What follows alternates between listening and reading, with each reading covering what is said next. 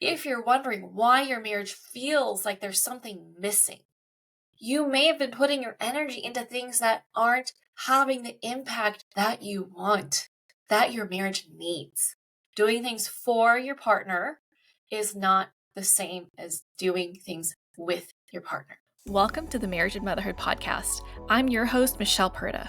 As a marriage coach who's been through and still going through the trenches of motherhood myself, I get it. Life gets busy and sometimes your relationship takes a back seat. But guess what? You can feel like a couple while raising kids, and I'm here to help.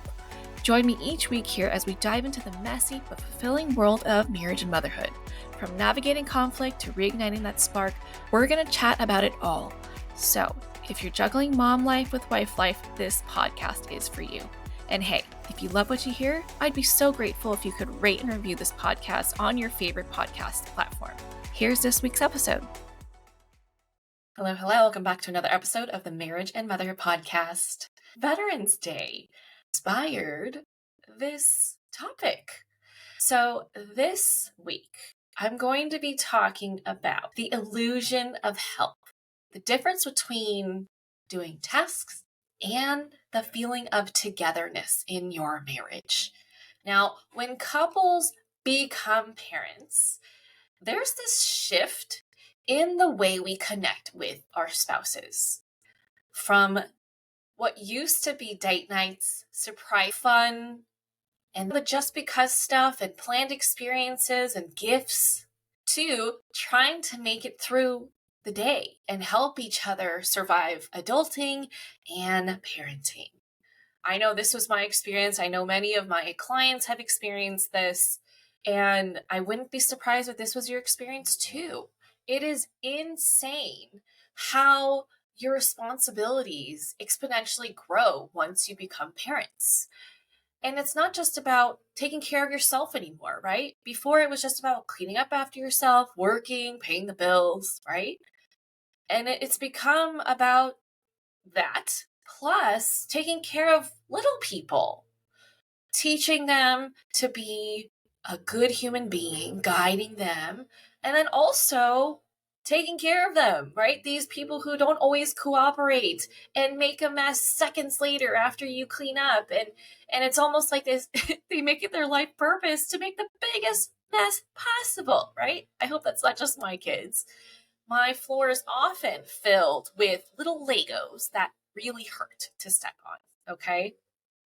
So once we become parents, time and energy really become limited. You are both now responsible for more than just yourselves, and that changes the entire relationship dynamic.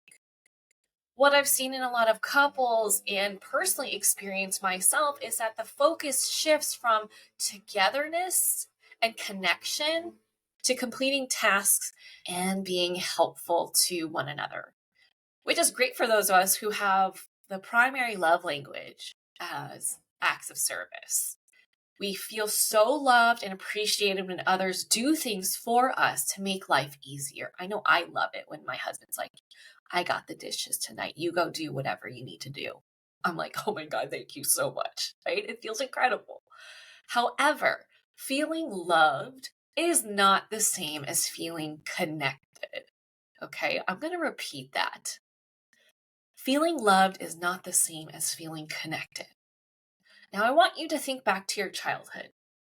Your parents did a lot for you, and you're realizing that now as a parent, right? We often take it for granted as kids because we're like, oh yeah, this is just normal. But now that we're the ones doing it, we're like, oh wow, they did a lot. And too bad the appreciation didn't come sooner, right? You're secretly hoping, gosh, I hope my kids appreciate me. But anyway, that's another story. So your parents did a lot for you. They took care of you. They took you to places. They helped you with homework, right? But when you think back to when you felt most connected to them, did their help leave you feeling connected with them? Or did you feel most connected with them when they spent quality time with you? When they showed genuine interest in what you were doing? When they supported you through tough times and had fun with you? right? This is why doing things for your partner will never have the same effect as doing things with your partner. Sure, your help may be appreciated, but it will never be a substitute for doing things with the intention of connecting. So many moms out there are feeling resentful for all the things they're doing for the family, for their husbands, thinking it's for their partner, thinking it's the same as connecting with them. And yes, it's a great way to show your love, but does it leave you feeling more connected? If you're being really honest with yourself, I'm betting the answer is no. I know that's true for me. I know that's true for my clients. And this is a really big point of reflection, of realizing, oh shit, it's not, right? And I'm noticing that quality time between partners is the first thing to take a back seat when really it needs to be the driver. Connection is what feeds your marriage. Without a steady refill of connection, nothing else really matters. And this is really evident in how easy it is to get into arguments with your spouse when you're feeling disconnected. It becomes challenging to understand each other's perspective. You become quick to blame. You get defensive and critical a lot more easily. And you are not as generous with giving your partner the benefit of the doubt. I know I say communication is key in a relationship. And when communication isn't working, the relationship suffers.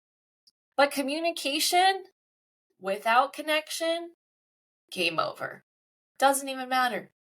You can try communicating all you want, right?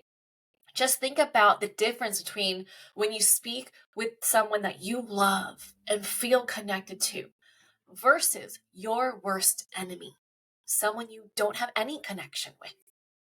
There's a huge difference with how you would talk to them. Here's an example. I had a coaching session with a couple yesterday, and I asked them if their marriage was a priority to them. And as you can imagine, they were very quick to say yes. Obviously, right? They've invested in working with me to help them to get their marriage to where they want it to be, where they feel really connected on the same team. Communication is easy. They're able to navigate life together as partners and enjoy the process, right? Then the next question I asked was, do you think that your actions are backing it up? And they quickly became silent. Their faces were not quiet, right? Their faces told me everything. But they weren't so quick to respond to that question. They do plenty of things for each other, helping around the house with the kids so that the other person can go to the gym, go do what they love to do, right? Their hobbies, go to meetings for volunteer work. But when it comes to connecting, it felt like a chore. It was something that they easily passed on because of other things, right? Not to mention that the only way they connect was through watching Netflix, which I personally have a lot of thoughts on, right? That's for another time. If watching Netflix is the only thing you're doing to connect, we gotta fix that, okay? But anyway, what they said was a priority wasn't being reflected in their actions. Now, at the end of the day, we all know, we've all heard this phrase time and time again, actions speak louder than words. Actions are felt more than words. When your marriage is a priority, your actions need to back that up. And that looks like working everything that's flexible around your marriage, around connecting. That looks like scheduling it into your calendar and protecting that time so that you know when you're going to spend quality time together. It can look like being very intentional about how you spend time together so that you actually come out of it feeling closer.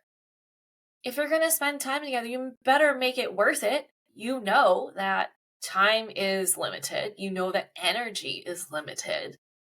So you better make that time worthwhile, right? So be very intentional about your time with each other, whether it's having fun together, learning something together, exploring something new, doing something adventurous, laughing together, doing something that fosters teamwork.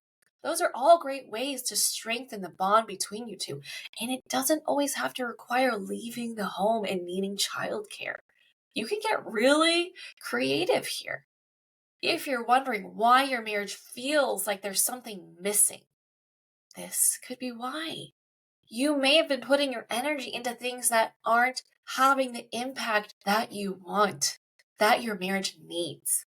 Remember, doing things for your partner is not a substitute for doing things with your partner.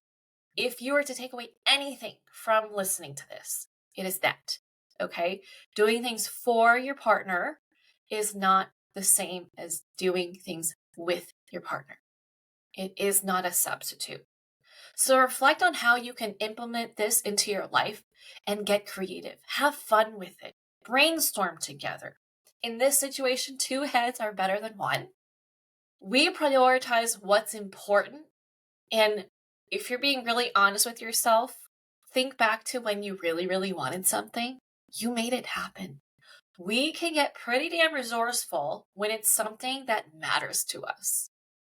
So if you say your marriage matters to you, put forth that same energy, inspiration, motivation, and persistence. Being relentless about it. Have a relentless pursuit to make this happen. Okay? So that's all I have for today. Let me know what your takeaways are. What you are committing to doing. That's my favorite question to ask my clients at the very end of each call. What are you committed to doing? Now that you have this new perspective, new realization about how you've been investing in your marriage with your time, with your energy, with your intention. Okay. I do have open spots for coaching, whether it's just you, one-on-one coaching, which can have a lot of impact because it just takes one person to initiate change. When you change, your marriage changes. I also have room for couples coaching. So if you and your partner are equally committed to doing the work, to growing together, reach out. All right. I would love to help you make marriage feel easier, make marriage not feel hard, but feel like, oh, we have hard moments, so we can totally tackle it together because we have that strong foundation together. We've built that skill to work together as partners, whether it's healthy communication, partnership, understanding yourself. Okay. So reach out to me, whether it's Facebook or Instagram, and I'd love to hear from you and connect with you. All right. I'll catch you back here next week. See you next time. That's it for this episode. If you enjoyed this episode and you'd like to help support the podcast, please subscribe and leave a rating and review. I would so appreciate that. And if you love what I share here, then you're going to love and want to join my free private Facebook community that's also called Marriage and Motherhood. I hope to see and connect with you in there. Otherwise, I'll catch you back here next week for the next episode. Bye.